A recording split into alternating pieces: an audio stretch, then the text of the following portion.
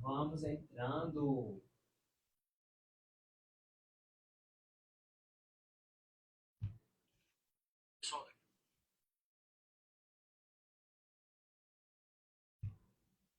Ah, vocês botaram, vocês pegaram Aqui, pessoal. Wi-Fi? Exatamente. Aguarda só um momento, galerinha, que em breve a gente começa.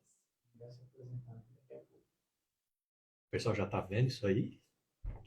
Não tem alguma pessoa online, então? Alguém tem o Wi-Fi aqui? Cada 56. DA. DA 050696, é isso? 03 079 Tudo minuto? 03 079. Casa 56. É DA. Ah, a senha. DA. É 03 0798. Isso. Goiás. Lá, Eduardo. Boa. Como é que não entra aqui? Nossa, ainda... Esperando só a galera entrar um pouquinho mais. Isso é de João? Tá no de João, tá no de seu, Matheus? Ah, tá. No teu também, Vinícius? Tá, tá o de João Paz. Estamos nós. E para as nossas pessoas aqui. Pronto, eu estou me vendo.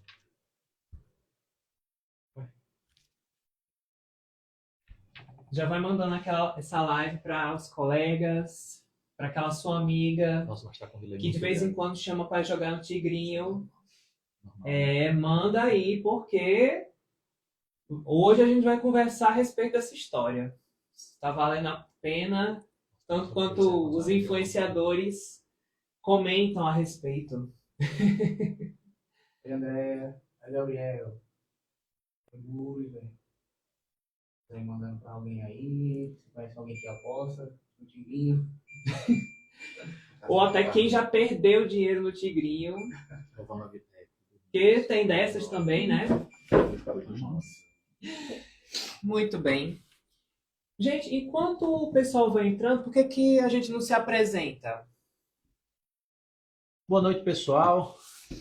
Aqui esse nosso grupo já vem se reunindo há algum tempo para discutir temas de interesse da psiquiatria, da psicologia, da psicoterapia e áreas afins, né? É um grupo que tem sido bastante coeso. Nem todo mundo está aqui, porque alguns são de fora. Priscila Queiroz é de fora, está em São Paulo. Fernanda B. Araújo mora em Lisboa, Portugal. Clívio em Mossoró. Então, é um grupo cosmopolita, né? E hoje, em virtude da minha permanência aqui em Natal nos últimos dias, a gente resolveu fazer então essa transmissão ao vivo. Eu sou Álvaro, sou formado em psicologia, em medicina, tenho especialização em medicina interna e atualmente estou no último período aí, no último semestre da especialização em psiquiatria. Tem o nosso amigo João.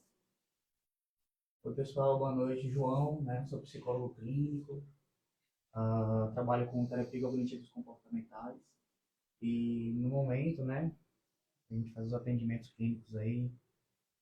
E às vezes aparecem uns casos, né? De vício, que é o tema de hoje. Vício em apostas. Boa noite, me chamo Matheus Trajano, eu sou estudante de psicologia da UFRN e estou no 8º período, quase me formando aí. Estou aí fazendo também uma formação em terapia cognitivo-comportamental pela Metacursos e me interesso pela área das TCCs e vamos conversar a respeito hoje. Muito boa noite, boa tarde, bom dia, para o horário que você estiver vendo esse vídeo. Para quem está ao vivo aos navegantes, eu sou Vinícius Fernandes, estudo psicologia no 8º período na UFRN, junto com o colega Matheus Trajano, que acaba de se apresentar. E aqui a gente está fazendo um recorte representativo desse grupo PsyScience, né, que é composto não apenas por nós que aqui estamos, mas por outras pessoas que não têm essa chance de estar aqui ao vivo, mas está com a gente nesse projeto de estudar ciência, estudar psicologia, estudar psiquiatria e temas correlatos, inclusive aquele que a gente vai estar abordando aqui hoje. Muito bem. Então, nosso objetivo é ficar uns 40, 50 minutos discutindo isso com vocês, né? A gente tem um texto de base, que geralmente é assim que a gente funciona, discutindo artigos ou capítulos, né? Depois a gente vai deixar a referência para vocês, é um artigo da Nature sobre transtorno de jogo, né? É um artigo de 2019, uma grande revisão. E a gente vai começar dividindo aqui, claro, esse é um texto de apoio, né? Outros conhecimentos vão sendo inseridos aqui na nossa discussão, conforme o assunto vá rendendo e vá sendo aí levado para um lado ou para o outro. Fiquem à vontade para fazerem comentários aí na caixa de perguntas, correções, sugestões, enfim, né? Fiquem à vontade para interagir aí com vocês conforme achem interessante. A gente vai começar falando então, seguindo mais ou menos a ordem aqui do artigo, como eu falei, depois a gente vai deixar a referência para vocês, sobre a epidemiologia, né? Como é que os transtornos aparecem, esses transtornos de jogo aparecem, e também em algum momento, não se preocupe, vamos falar dos critérios diagnósticos formais, tá? Claro que, assim como em todo transtorno psiquiátrico, você tem os critérios formais que a gente usa oficialmente, o DSM-5, né, para estudar e para pensar nesse diagnóstico, e a CID, né, no sistema brasileiro, que o código oficial é a da CID, mas o DSM é o manual de referência da psiquiatria. É um manual americano, claro, imagino que a maioria daqui, até quem está assistindo, também conheça. Em momento oportuno, a gente vai falar especificamente dos critérios formais, tá? Mas tem muita coisa intuitiva, e por isso a gente vai começar falando assim, uma coisa mais solta, mais bate-papo, né? Seguindo a ordem aqui que vai aparecendo no artigo. Nosso amigo vai começar falando da epidemiologia, então, desses transtornos de jogos. Muito bem, pessoal. Então, o que é epidemiologia, né? Epidemiologia a gente entende, né, dentro do conceito do que seria o comportamento, né, da patologia, existem grupos de pessoas específicos que entram, né, que caracterizam esse comportamento e elas vão, a partir, o que é epidemiologia? Coleta de dados e o que tem em comum nessa população, né, para a gente definir, né, sintomas, características, enfim. Então, vão entrar aí características de gênero, né, comorbidades associadas, e enfim. Vocês vão entendendo aos pouquinhos aqui, devagar, tá? Bom, vamos lá. Vamos começar primeiro definindo o que é aposta, eu acho mais importante, né? O que é aposta? Então, a aposta é arriscar algo de valor, né, para obter um ganho de maior valor ainda. Então, esse comportamento de aposta, eu acho que, às vezes, né, a gente deve ter até apostado sem perceber, né, quando a gente faz esse juízo de valor, vou sacrificar alguma coisa para obter, né, algo de maior valor depois. Porém, existe o comportamento não saudável da aposta, né? E aí torna-se uma patologia. É quando o meu comportamento de apostar, né, se torna um problema em vários âmbitos da minha vida. E a gente vai entender, então, que tipo de problema tem em comum entre essas pessoas que têm esse comportamento patológico de apostar. Então, epidemiologia, né, resumindo agora, um conceito um pouco mais elaborado, é isso, tá? Então, João, você está me dizendo que na epidemiologia, o que a gente tenta ver é como é que esse problema aparece na população, em termos de Isso. frequência, características, Isso. em quem aparece, quando aparece. Exatamente. É isso aí, né? Exatamente. Então, vamos lá. Lembrando, tá, pessoal? É o comportamento não saudável, tá? Então, existem pessoas que apostam, mas elas se regulam, tá? Um comportamento bem regulado. Vamos lá. Então, alguns dados, não tem especificamente dados brasileiros em detalhes, né? Então, a gente vai citar como é que são esses dados em alguns países, né? Então, esse artigo ele fez uma revisão e foi apurado vários artigos de países diferentes, tá? Então, nos Estados Unidos, vamos colocar o transtorno, né, esse comportamento, né, não saudável, ele pode atingir de 0,4% a 0,6% da população. Tá? Então, isso vai se repetir em alguns outros países, como na Alemanha também, na Austrália, né, o gap da Austrália é um pouco maior, né, e Hong Kong, né, aquela região da China, apresentou um índice mais alto, então, quase 2%. Tá? Alguns indivíduos em específico, né, se encaixam em dados mais alarmantes, né, mais preocupantes. Então, 7% dos pacientes em tratamento psiquiátrico apresentaram esse transtorno, né, esse comportamento não saudável. E 4,3% dos indivíduos abusam de alguma substância. E a gente vai comentar até melhor, né, o porquê que há essa associação com o uso abusivo de substância, tá? Se vocês quiserem interromper, inclusive, pra comentar, claro. tá?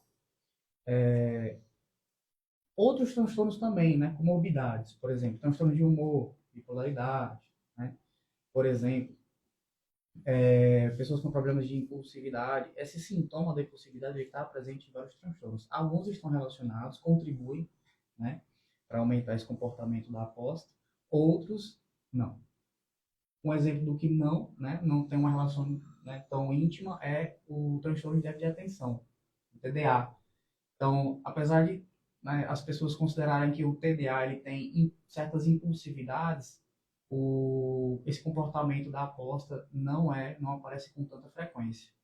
É mais como um jogo, um videogame, né, do que uma aposta.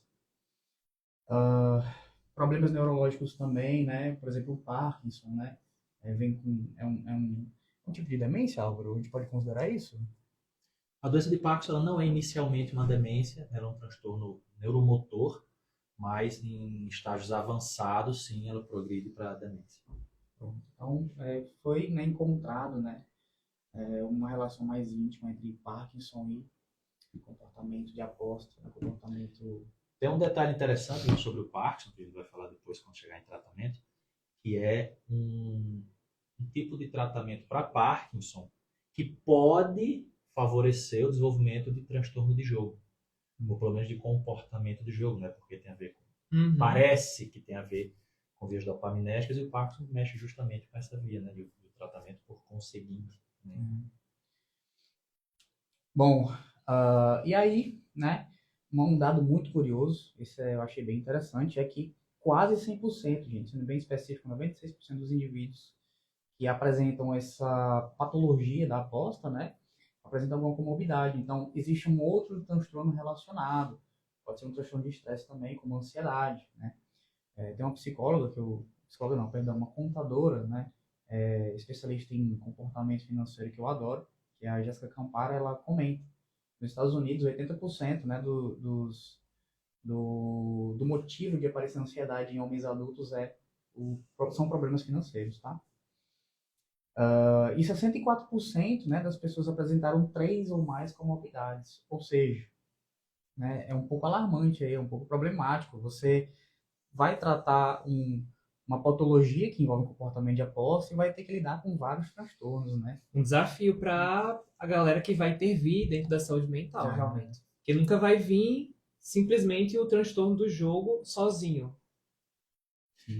Esses transtornos de jogo, não só, mas vários tipos de comportamentos aditivos, né? A gente chama as adições, jogo, cigarro, álcool, cocaína, maconha, enfim, transtornos por uso de substâncias. E o de jogo, inclusive, é o único que aparece como um transtorno de dependência que não é de substância. A gente discute, claro, se num futuro próximo, compulsão por sexo, pornografia, videogame, uso de internet, redes sociais, se lá para as tantas, isso aí vai entrar também oficialmente como um transtorno, né? Mas, de fato, isso aí que o João acabou de falar, que Trajano também ressaltou. Tem uma curiosidade muito legal também aqui. Não encontraram uma relação, né, entre transtornos alimentares, que né, não envolve uma substância, né, são alimentos.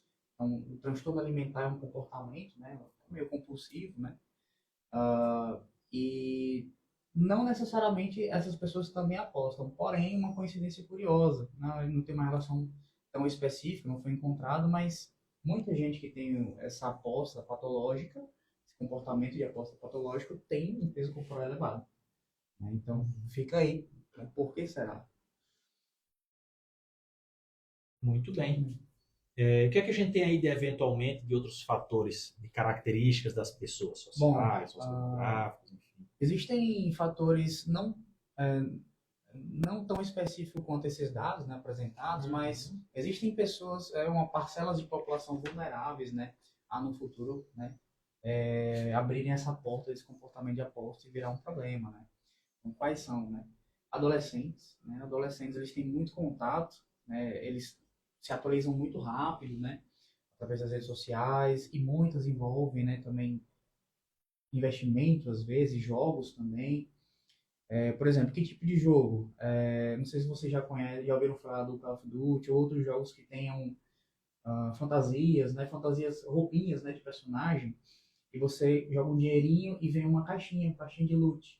Então eles ficam, né, na expectativa dessa caixinha vir, né? E quanto mais você gasta, maior a chance da caixinha desejada, né, aparecer. Não tem uma definição, isso é aposta ou não?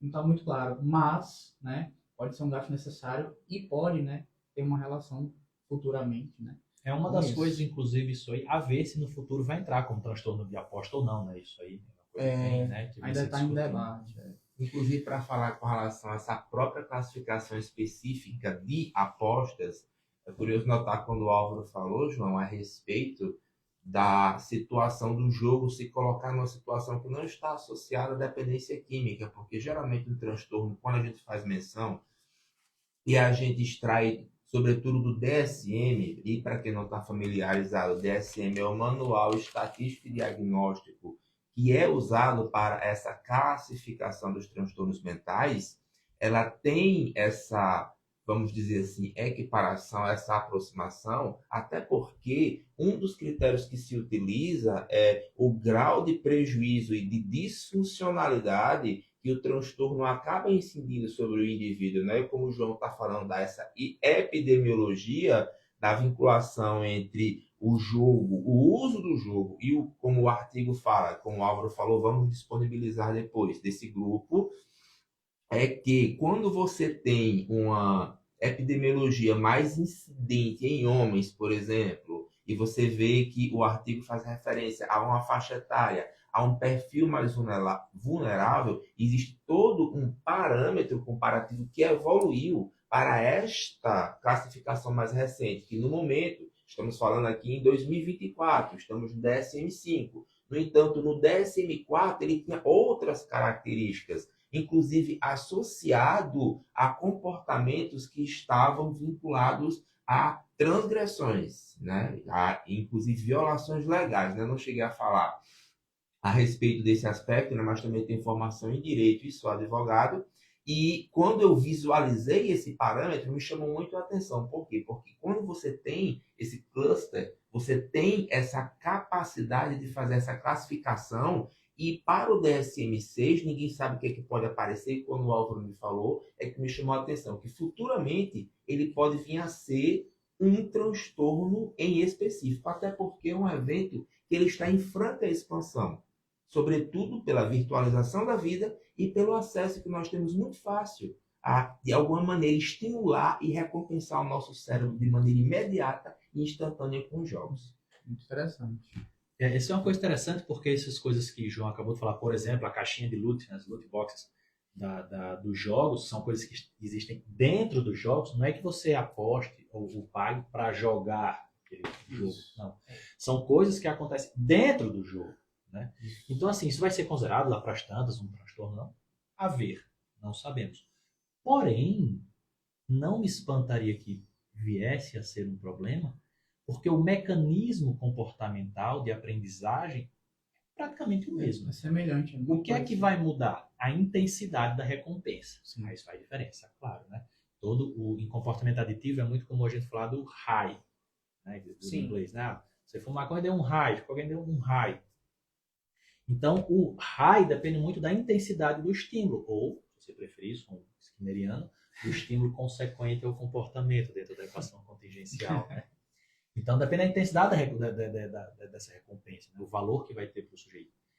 Como você pegar uma armadura de um jogo, talvez não seja uma coisa, né, que dê esse raio, prazer tão gigantesco assim, tá, é legal, bom, mas, né, talvez não venha a ser. Mas sabe-se lá, para quem joga mesmo e é envolvido com isso, talvez venha a ser um problema. Enfim, aumenta um pouco a probabilidade. precisaremos ver como é que isso vai se desenrolar pela virtualização da vida, inclusive, como o Vinícius falou aí agora. Inclusive, eu lembrei hoje, estava conversando até com o Matheus na faculdade, nos corredores, antes de vir para cá, que, por exemplo, qual é um grande jogo que ele tem uma projeção mundial, que é conhecido sobretudo na faixa etária mais jovem, é o League of Legends.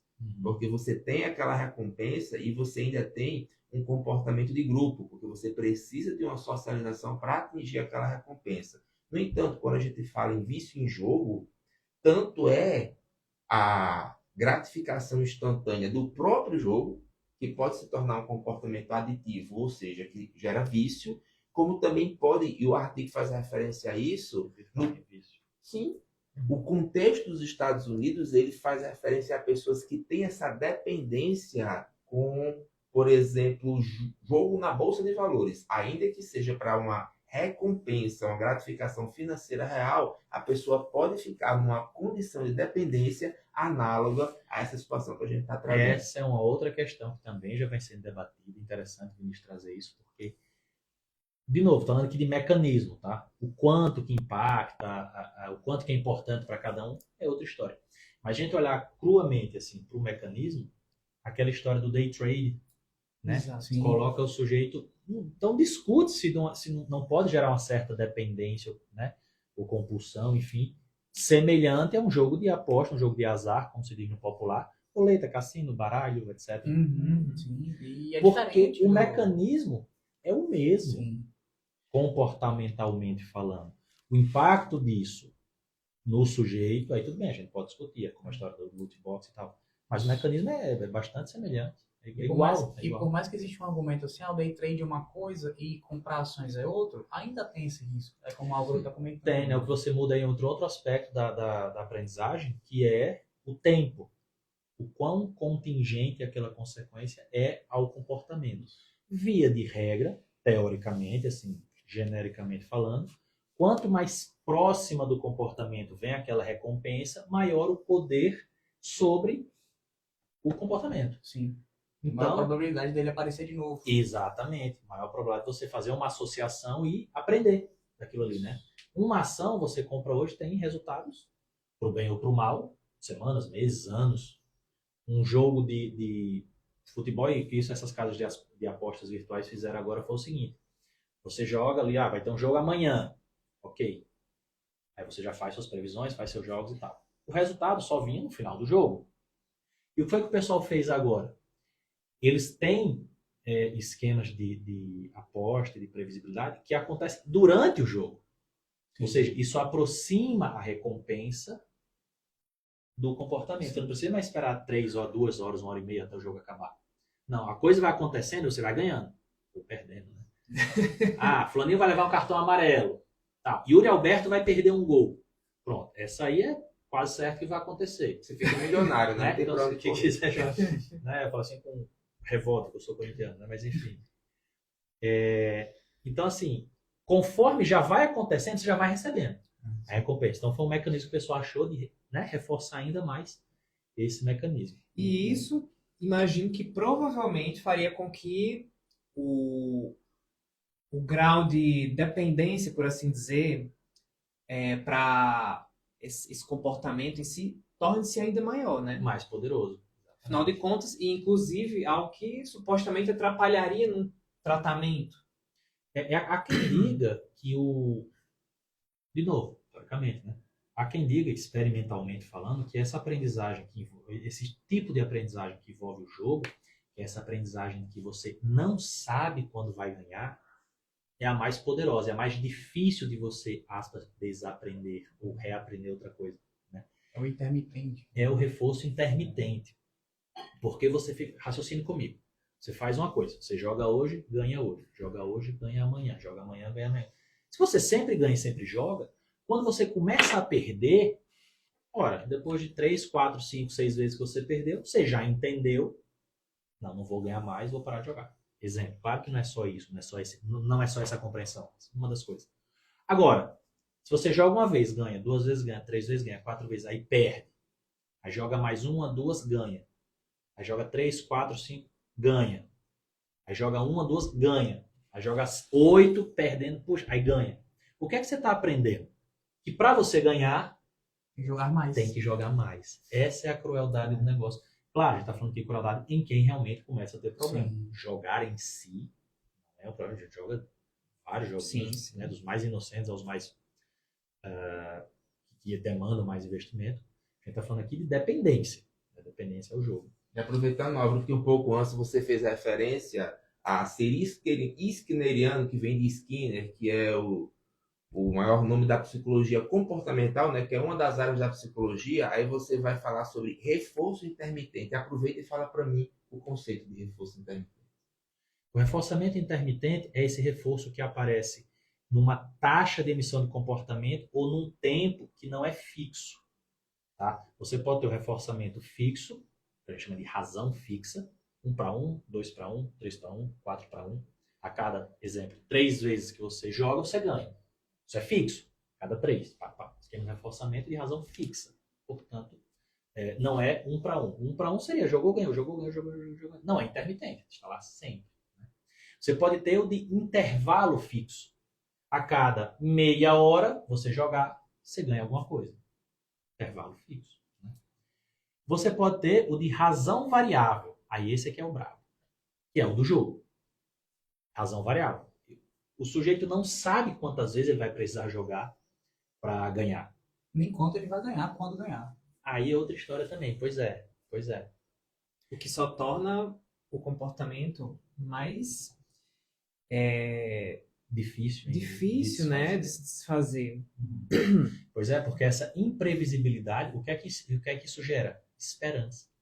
O comportamento de esperança nada mais nada menos do que um comportamento reforçado intermitentemente de razão variável, ou de intervalo variável, também pode ser. E, salvo engano, um exemplo simples para a gente entender como é que isso funciona no nosso cotidiano, inclusive aqui assistindo essa live pelo Instagram, acredito, Álvaro, que a espécie de reforçamento que a gente tem em barra de rolagem, para fazer essa analogia, pode ser também um reforço intermitente, ou não?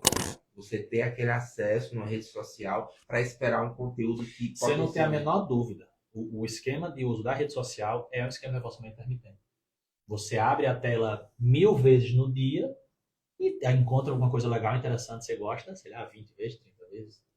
Claro que estou exagerando, é 1000 aqui, estou caricaturando. É isso aí. Você abre o WhatsApp, ninguém mandou mensagem, você fecha. Aí tá ali, tá prestando, abre de novo, ninguém mandou mensagem, você fecha. Aí lá prestando, abre de novo, mandaram, você vai interagir e tal. Foi reforçado por abrir. Só que você nunca sabe quando tem mensagem. Tem que checar.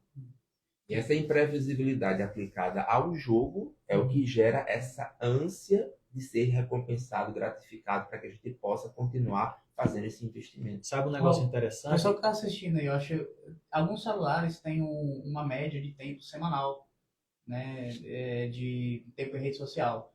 Vocês costumam verificar isso daí? Porque teve um dia que eu percebi que eu fiquei 2h30. 2h30 não foi direto, né? Foi espaçadamente, mas... Olha só o comentário aqui do Gu Carneiro. A pessoa desenvolve uma certa resistência a entrar em extinção operante, né? O comportamento aprendido por esquema de reforçamento intermitente é muito difícil de distinguir. Porque, exatamente, você nunca sabe, assim, utilizando termos mais mentalistas para ficar mais fácil de entender, você nunca sabe quando o reforço vai parar de vir. Então você cria o que? O comportamento de, como eu falei, esperança. Sim. Esperança. Você espera que venha. E no jogo, uma coisa que é importante, muito desse high que eu falei, né, do jogo, não é a vitória, não é ganhar. É a expectativa de vitória. Sim.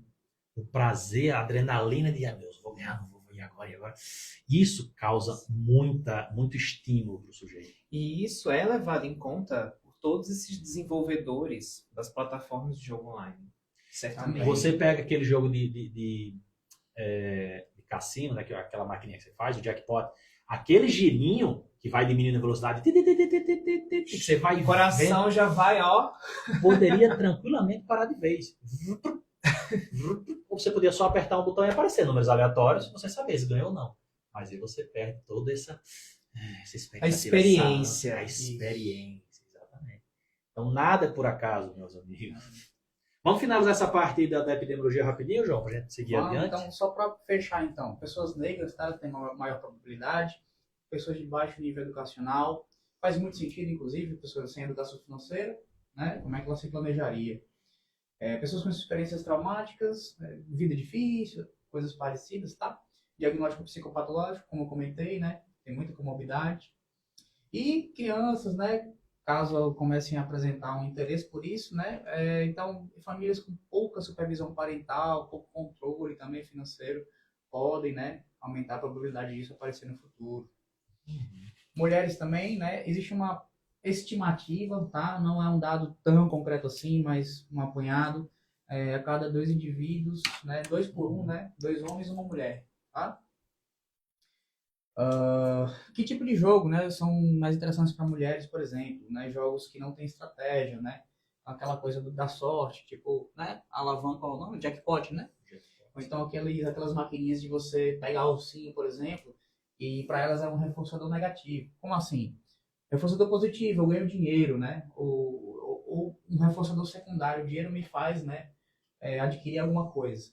O que seria o reforçador negativo? Eu jogo para aliviar uma dor, uma crise depressiva, uma ansiedade. Isso tá? que o João está falando é importantíssimo para o desenvolvimento do comportamento aditivo, que é o seguinte. O comportamento de adição, e aí não só de jogo, né? É muito comum a gente dizer assim, fulaninho fuma, ou bebe, ou joga, não sei o que, porque quer. Mais ou menos. Né? Tem toda uma perturbação no sistema de recompensa cerebral do sujeito que se encontra realmente adito a alguma coisa, alguma substância. E tem uma frase que tem lá num livro, aí, um manual de adições, que é muito interessante, que diz o seguinte: toda adição começa como uma escolha, realmente. Nunca cheirei cocaína. Tá, vou cheirar primeiro, uma escolha, ok. Então começa com uma escolha, se torna um hábito, porque é bom, então reforçamento positivo, como o João falou. Começa com uma escolha, se torna um hábito e, por fim, uma necessidade. Aí que entra o reforçamento negativo. Você começa a usar muitas vezes, não é que se elimine o fator ser bom. Não. Substâncias, jogo é bom. Por isso que a pessoa fica adicta a ele. É óbvio, Sim. né? Mas lá para as tantas, há uma outra face perversa da coisa, que é você começar a jogar, por exemplo, aqui, né, vamos dar o exemplo do jogo, não só mais para ter aquela empolgação, aquela coisa legal e tal, mas muito para se livrar das sensações ruins que você tem por não estar jogando. Né? Então você pode ter um reforçamento negativo direto pelo jogo, ou ser uma estratégia de, está muito em moda, você falou de regulação emocional, né? Sim. É como você se alivia de uma série de coisas da vida, como você lida com suas experiências negativas, é tendo aquela coisa boa do jogo, né? Então acaba sendo um mecanismo também. Isso. Muito bem. Inclusive, isso facilita o tratamento. Por quê? Quando eu entendo de onde é que vem isso, eu crio uma intervenção melhor, tá? Né? Para lidar com isso também. Uhum. Muito bem. E aí temos um apanhado geral, então, da epidemiologia. Então vimos que é uma coisa que está aí na população, né? Então, 1%, 2%, 3%, dependendo do estudo e do país que a gente pegar.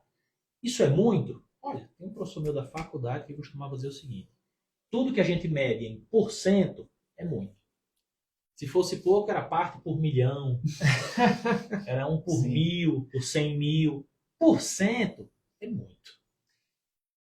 Sim. E com A cada 100 pessoas, Claro, 4, uma, 2, 3, né? imagina. Pois é. E mesmo que alguma pessoa chegue e diga, é muito, muito pouco, uma porcentagem ínfima, quando se trata de sofrimento humano, às vezes uma família que acaba tendo prejuízos severos ali na sua dinâmica, acho que colocar, é pouco, é um número aceitável, alto lá, talvez. É uma coisa, é o estudo em termos populacionais, o número frio, né?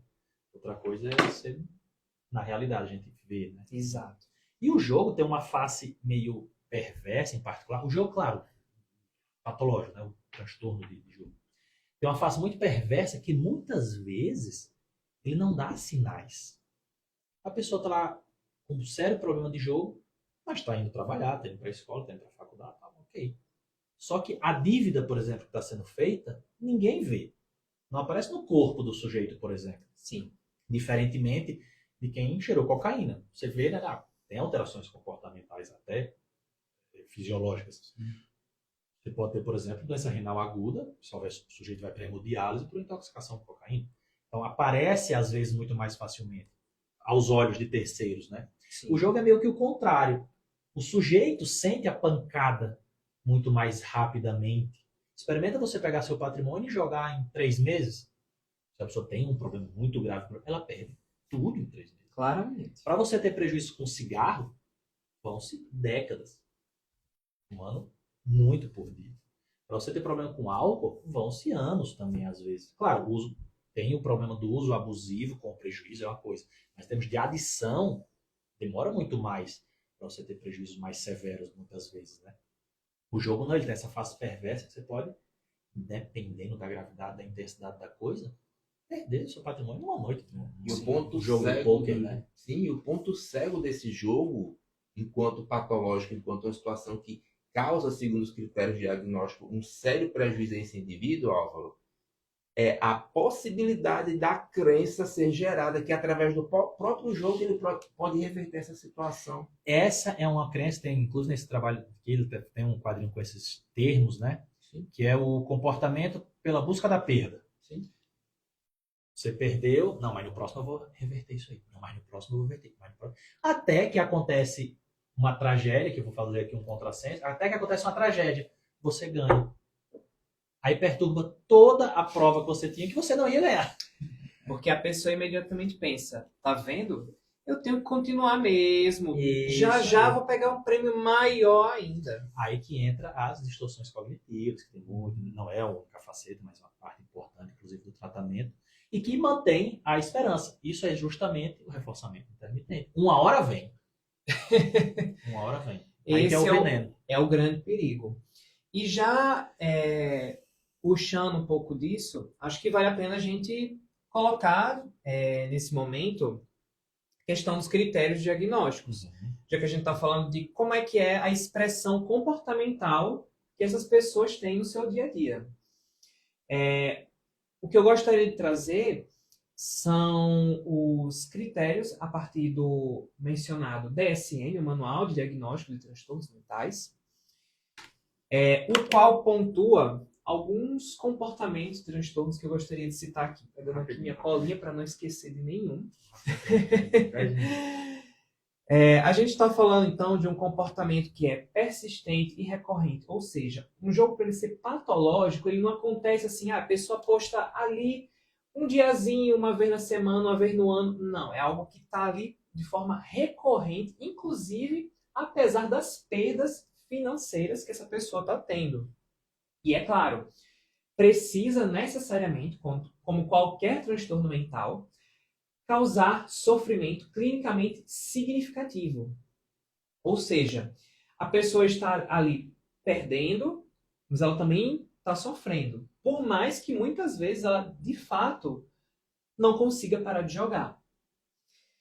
A gente também precisa colocar o ponto de que, como qualquer adicção, eu estou falando de que se vai criar tolerância.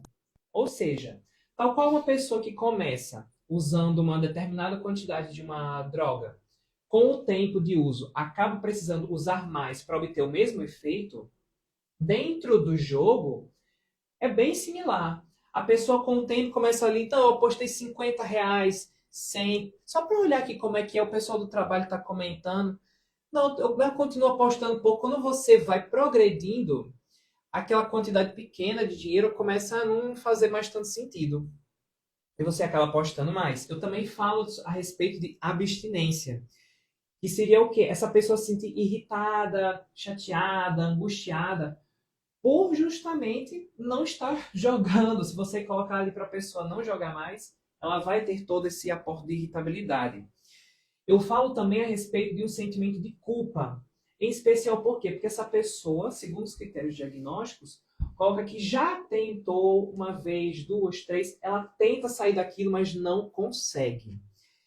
Eu falo também a respeito de quê? Preocupações a respeito do jogo. E aí vem um dado acerca do quanto isso pode interferir nas dinâmicas de relações interpessoais. Que é o que? A pessoa está o tempo todo pensando naquilo. Quando ela não está jogando, ela está no trabalho, ela está na escola, na faculdade, nos encontros com amigos, pensando em, peraí, quando eu chegar em casa, eu vou ali pegar o celular, eu queria tanto botar agora, eu sinto que nesse momento eu estou com sorte. Poxa, eu acho que amanhã eu vou apostar uma quantia maior, vou mudar o jogo aqui, vou fazer diferente. Ou seja, uma certa ruminação. Eu tenho também o quê? A questão de, como o Álvaro citou, da desregulação emocional. Que muitas dessas pessoas jogam em momentos em que se sentem angustiadas, porque aquela alegriazinha ali da expectativa, da adrenalina, acaba se tornando um pouco um dos pontos altos ali para fugir daquele sentimento desagradável. A gente está falando também o quê? De uma pessoa que perde dinheiro e, tal como foi comentado, ela tenta voltar para reaver o prejuízo. Sempre tentando cair na própria ilusão de que ela vai conseguir reaver mais. Ela acaba também, segundo os critérios, às vezes, mentindo para as outras pessoas sobre a real extensão dos prejuízos, sobre a extensão das dívidas, seja para a família, para cônjuge, para todo mundo que, durante o dia a dia, talvez criticasse aquele comportamento. E é claro, eu estou falando de uma coisa que vai escalonando, ou seja, os prejuízos eles vão se acumulando. Então, repara comigo, a pessoa vai se sentindo angustiada, ela perde o dinheiro, fica para baixo, ela não consegue lidar bem com aquilo, e aí vai progressivamente tentando, não, eu tenho que reaver, sendo que ela não vai conseguir, vai dando errado, e aí vira tudo uma grande bola de neve de dívidas. Então, às vezes eu entendo que a pessoa pode começar, inclusive, a ter uma catástrofe financeira tamanha que ela já perca a esperança de conseguir pagar aquela dívida sozinho. O que não é uma surpresa quando a gente olha para o índice de ideação suicida que existe dentro do transtorno do jogo. Um índice relevante e que muitas vezes não é falado a respeito. A gente vê só o dano financeiro, mas os danos psicológicos, emocionais, podem ser tamanhos que essa pessoa pense, cara, eu tô aqui tão endividado, eu não vou conseguir pagar, é melhor eu terminar com a minha própria vida. Não chegou a se consumar, ainda bem, mas uma pessoa do meu ciclo de convivência passou exatamente por isso. Exatamente. Então, a gente está falando aqui de uma condição que ainda não é dado, talvez, a devida seriedade na nossa sociedade aqui brasileira, em especial porque a gente tem visto tentativas progressivas dentro da legislação de se tornar cada vez mais permissível a entrada desses jogos, cassinos, etc., no cotidiano das famílias brasileiras. Se eu não me engano, a lei mais nova que dá uma que regulamenta isso aí foi sancionada no passado, acho 2023. 2023, né? Que é essa lei que Foi a sanção presidencial, Sim. 2023, né? Sim, que tenta regulamentar as bets e tenta regulamentar essas situações de aposta. No entanto, quando você importa uma legislação que não é pátria, não levando-se em consideração a cultura, que isso faz parte também, Matheus, dos critérios diagnósticos, a gente não leva, Álvaro, em consideração, por exemplo, que o brasileiro não tem das melhores educações financeiras, ele não tem das melhores acessos de como fazer a contenção a isso, então você só transporta uma situação regulamentar de outros países que têm uma outra percepção com relação ao dinheiro, por assim dizer, e forma, vamos dizer assim, popularmente falando, um gatilho onde as pessoas abraçam aquilo e não percebem que cai no redondez. Você acha essa nossa lei, então, a lei Tupiniquim, não é tão original assim? Ela é meio copiada do que já tem lá fora? Sim, porque ela é meio que, vamos dizer assim, uma interpretação por analogia. Ainda é um terreno daquilo que se fala de norma jurídica. Né? Porque não é uma norma jurídica programática ou uma norma jurídica tipificada onde você possa estabelecer normas, comportamentos, condutas e sanções. Ainda é um terreno que está se tentando fazer um mapeamento para estabelecer uma legislação e além de tudo ser muito recente, ainda não tem jurisprudência formada, uma vez que os julgados ainda são muito recentes, fresquinhos. Poucos, né? E ainda de ser poucos e não são tão assim robustos, no dia que a gente está gravando, envolvendo uma grande celebridade a nível nacional, estoura uma denúncia na mídia a esse respeito. E como é que se enquadra? Ainda não se enquadra, porque ainda é uma zona cinzenta do ponto de vista jurídico também. Muito bem. A gente está se caminhando para os últimos 5 ou 10 minutos aí. Vou fazer um apanhado geral aqui de possíveis causas ou mecanismos, né? O que é que a gente tem do ponto de vista neurológico de compreensão desses transtornos. Já adianto que não tem nada de martelo batido. né? Falando de lei, nada, se me permite a analogia, nada de martelo batido. A gente tem pistas, sugestões, coisas que, né, avanços aí. Então a gente tem, claro, isso tudo tem muito impacto no tratamento, principalmente farmacológico, né? Então a gente tem todo um sistema do cérebro que envolve aí controle de impulsividade, envolve avaliação cognitiva de expectativa de ganho, envolve sensibilidade à perda, né, a dor que a perda causa, envolve interpretação consciente dos sinais fisiológicos do corpo, frequência cardíaca, tremores, temperatura corporal, etc, etc. Né, todos os sinais, esse feedback que vem da periferia para o centro do cérebro. Toda avaliação cognitiva, o que é que esses sinais representam? É excitação, é medo, é dor, é prejuízo, é uma coisa boa, etc, etc. Envolve a responsividade do sujeito às pistas ambientais que levem você a entender que aquilo tem a ver com o jogo, né? Não por acaso, tudo isso que tem a ver com casa de jogo, de aposta, etc., é uma coisa muito exuberante sensorialmente falando. Cores, barulho, né? Sons, Las músicas. Vegas. Se a gente pegar caricaturalmente lá, o que é Las Vegas, né? Você chega ali, tira foto em cima de você. Então, tudo isso é associação. O que ativa áreas muito particulares do cérebro, claro, interagindo umas com as outras, mas que torna uma coisa, dependendo da gravidade do caso e de onde a pessoa estiver, olha, é uma coisa quase impossível de controlar naquele contexto, naquele momento, naquela hora. Então, isso demanda tratamentos psicossociais, são os mais importantes para toda a adição, né? Geralmente são os mais importantes. Farmacológica tem muito pouca coisa e nada que seja aprovado especificamente para isso, né? O que parece um pouco mais promissor aí são os antagonistas receptores de opioides, naltrexona e nalmefeno. A gente usa, no fundo, a gente acaba usando pouco, porque a gente sabe que o tamanho de efeito também não é tão grande, embora me chamou a atenção nesse estudo aqui até que ele fala de um tamanho de efeito que foi grande. Não chegou a ser grande, mas moderado, quase, ali, margeando o grande.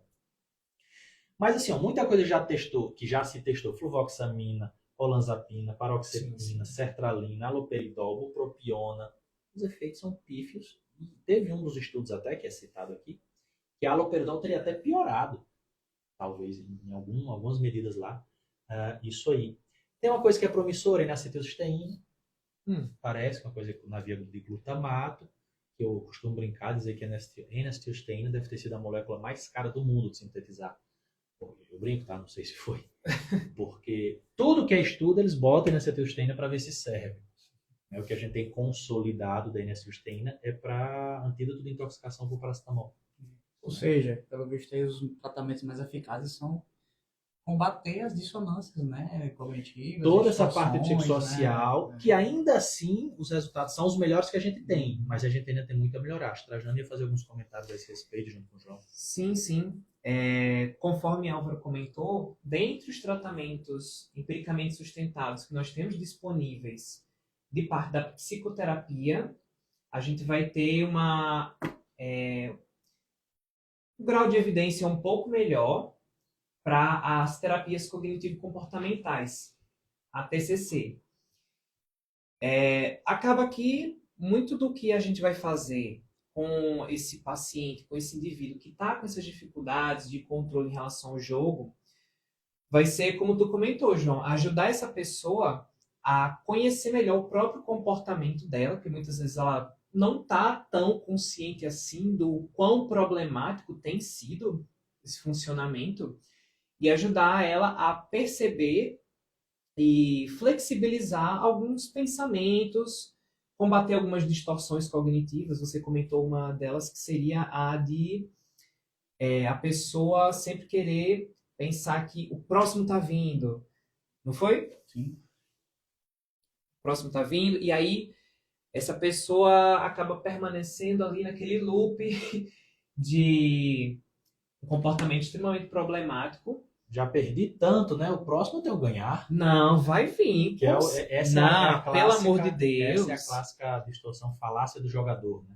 Ou então uma ilusão de que ela tem algum poder com relação ao próprio ganho, quando se trata muito menos de um jogo de habilidade e muito mais um jogo de sorte. Mas ela acha que, não, se eu cometo aqui, pessoal muito supersticioso, não. Se eu usar vermelho e sair de casa com sapato ao contrário, vai dar certo. O interessante é que esse é um esquema de reforçamento intermitente por tempo variável, essa história de superstição, né? Skinner, a gente falou, então só retomando, comportamento supersticioso, Skinner ensinou pombos e ratos a terem superstição, né? Curioso. Verdade. Claro, não estou comparando aqui ninguém a pombo e rato, mas sim, é o mesmo mecanismo de aprendizagem. Né? E no humano é bem mais fácil de manipular se você colocar uma recompensa, sobretudo do ponto de vista cognitivo e racional, porque se você tem um contingente X de pessoas fazendo um aporte de um dinheiro X e você achar que todo mundo, ou pelo menos uma grande porcentagem, vai ganhar, não faz sentido. Racionalmente não se sustenta. Inclusive, é uma coisa importante, são essas distorções e dissonâncias, é tão complexo, né? Que perdas podem ser interpretadas como ganhos. Por exemplo, ela está ali num tempo, né? Num tempo de aposta meio comprido, apostou 150, mas ela ganhou 50. Então ela perde essa noção, né, do tempo e gasto. Tem uma lembrança, uma memória seletiva. Uma memória seletiva. E outra é o quase ganhei. Eu joguei na loteria, por exemplo. Nossa, faltou um número. Isso é o que eu chamo de fenômeno bola na trave. Né? Já dizia aquele filósofo daquele grupo de pensadores chamado Skank. Dizia, né? Bola na trave, não altera o placar. Então, quem nunca recebeu, né, do seu time, meteu uma bola na trave, você puxa quase, quase e sub e vice, muitas vezes não serve nada. Então, não muda nada. Né? Mas a pessoa jura que no próximo ela acha que a Porque ela já probabilidade passou perto. aumentou. Quando na verdade são eventos independentes, de probabilidades independentes. Ou seja, o tanto de chance de perder dela nessa jogada não vai mudar em nada. Ela ter acertado 5 dezenas da Mega Sena não torna ela mais próxima de acertar a 6ª dezena no próximo jogo. Sim, né? sim. O problema da bola na trave, o único que eu não apostaria contra é o Ronaldinho Gaúcho, né? Aquelas bolas seguidas de gravação, mas todos os demais é uma situação de risco. Então, a gente acha que por ter sido bola na trave foi quase gol. Não foi quase gol. Foi simplesmente não gol. Não gol, a coisa é binária, gol ou não gol. Né? O efeito de uma bola na trave no resultado, no placar, é o mesmo que se ele tivesse isolado a bola lá na torcida. Para finalizar essa questão do tratamento, o que a gente vai ter também é um apanhado com essa pessoa de razões para as quais ela pode mudar. Ou seja, ajudar ela a criar motivação. Porque é bem visível que em qualquer transtorno que envolva adicção, o componente motivacional do sujeito ele vai se esvaindo conforme o tratamento passa. Então, vai ser necessário eu mapear com essa pessoa por que mudar.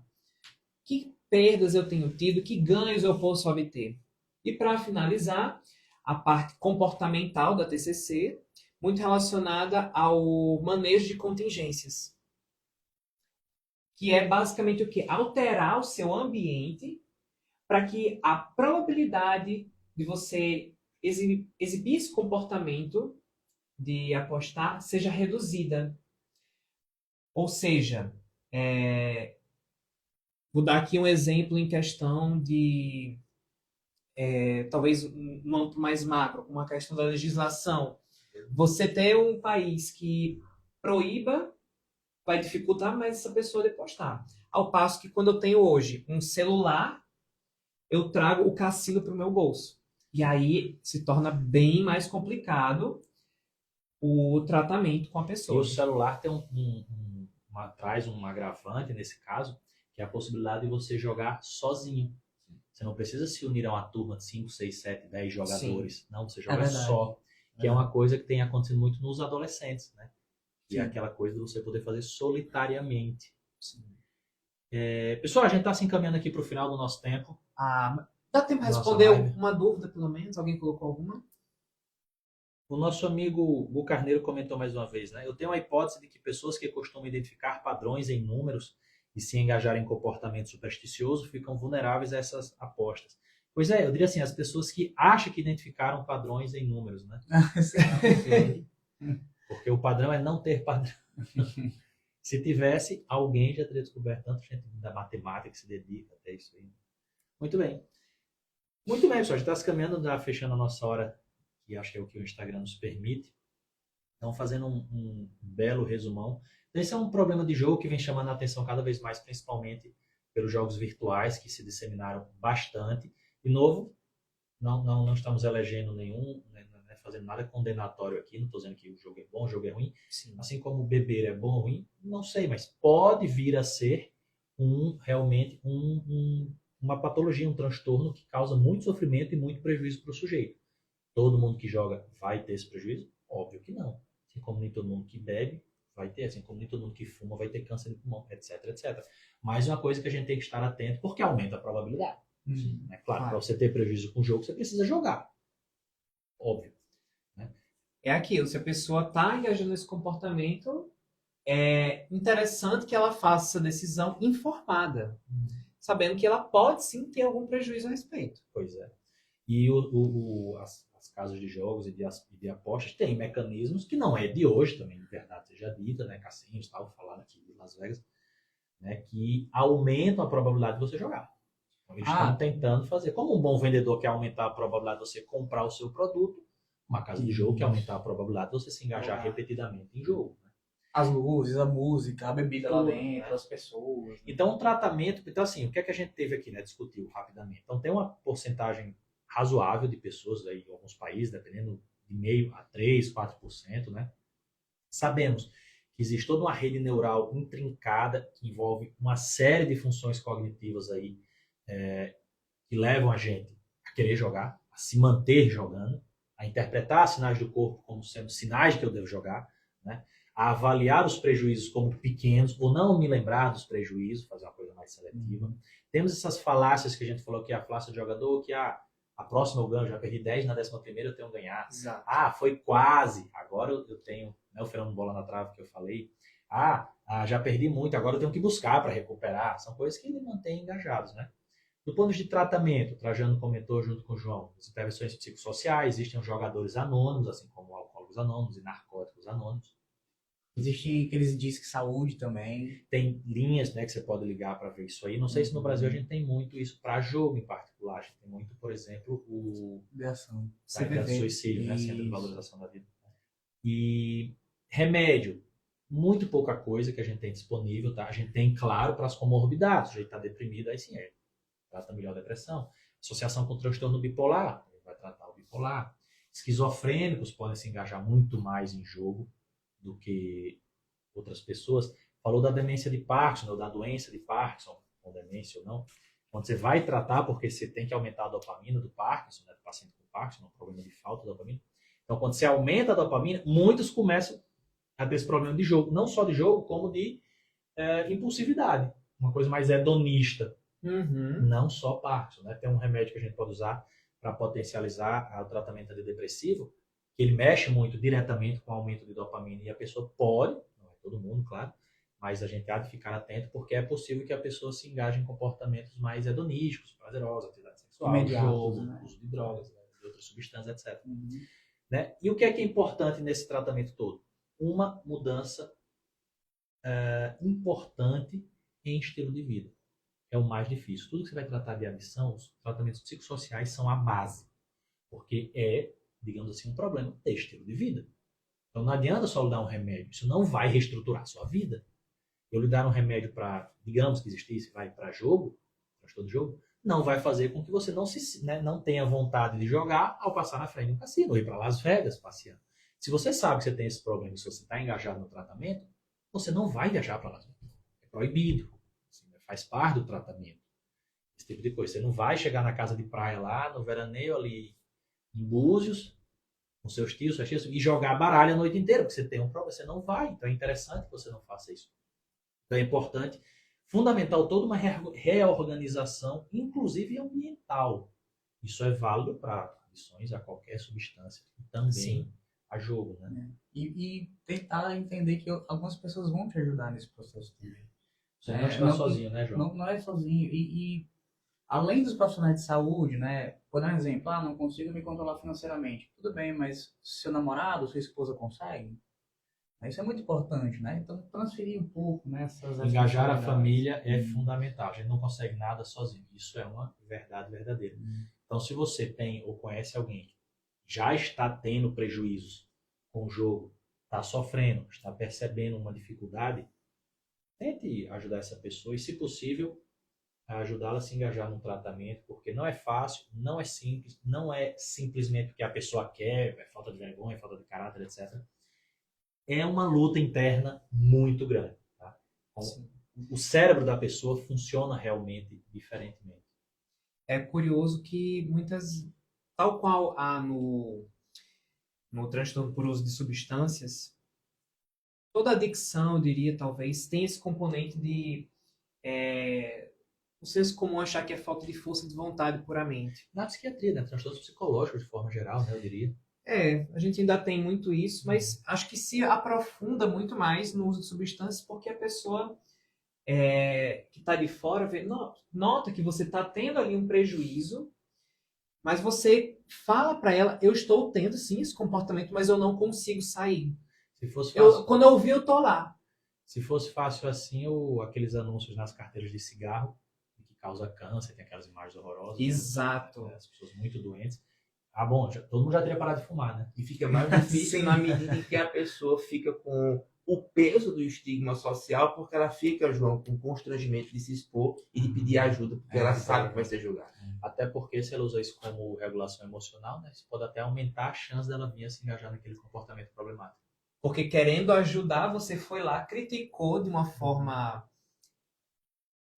pouco eficaz, Bem intencionada. bem intencionada, mas é aquilo. No final das contas, tornou essa pessoa Mais propensa. Né? mais propensa a jogar e a engajar nesse comportamento desadaptativo, justamente porque você eliciou-lhe nela emoções desagradáveis, as quais ela não tem ferramentas para lidar. Então isso aí, é importante acolher esse pessoal, né? São pessoas que sofrem muito, que têm prejuízos muito grandes, não só para si mesmos, como para a família. Imagina, você pode desestruturar toda uma família por causa disso aí. Então, acolhimento e encaminhamento para serviços especializados, psicoterapia, psiquiatria, psicólogo, coisas multidisciplinares, tá? Porque é um esforço realmente grande. A pessoa não está simplesmente porque quer. Né? Não é nada imoral o que ela está fazendo. É uma coisa, muitas vezes até ilegal, outras substâncias, mas a questão não é moral, sem sombra de dúvida. É um problema de saúde, ou pode vir a ser um problema de saúde. Senhoras e senhores, gostaríamos de agradecer a quem nos assistiu aí hoje. Quem sabe nas próximas oportunidades a gente vai melhorando esse nosso projeto aqui. Esse é um piloto. Gostaria de agradecer a presença de todos os colegas aqui. Muito obrigado. Despedimos-nos. Deixo aí os últimos comentários. Vinícius, Trajano, João. É uma satisfação poder contar não apenas com esses colegas que compõem o Psicize, mas com as pessoas que podem ter acesso a esse material e de alguma maneira extrair um benefício dele. Se você sabe de uma pessoa que convive com essa situação, você mesmo ou procura ajuda ou encaminha esse conteúdo, pelo menos um resuminho que você mesmo faça para que a pessoa possa ser auxiliada. Eu agradeço a quem pôde vir e deixo já a mensagem justamente de que busque ajuda, você não está sozinho. Se você tiver tendo problemas com relação a tudo que foi falado aqui. Obrigado, gente. Faço das palavras deles as minhas. Manda isso para alguém que precise, tá? É um assunto bem atual. E o comentário final, eu acho, é a ciência, né? Trazendo para a gente todo esse apanhado, todos esses tratamentos, esses comentários, e acho importante confiar nisso. É isso aí, pessoal. Quem quiser trocar mais alguma ideia, fazer parte do grupo de estudos eventualmente, seguir estudando com a gente, quiser referência desse artigo que a gente usou como base, só entrar em contato aí com a gente nas nossas redes. Forte abraço. E Até a próxima. obrigado.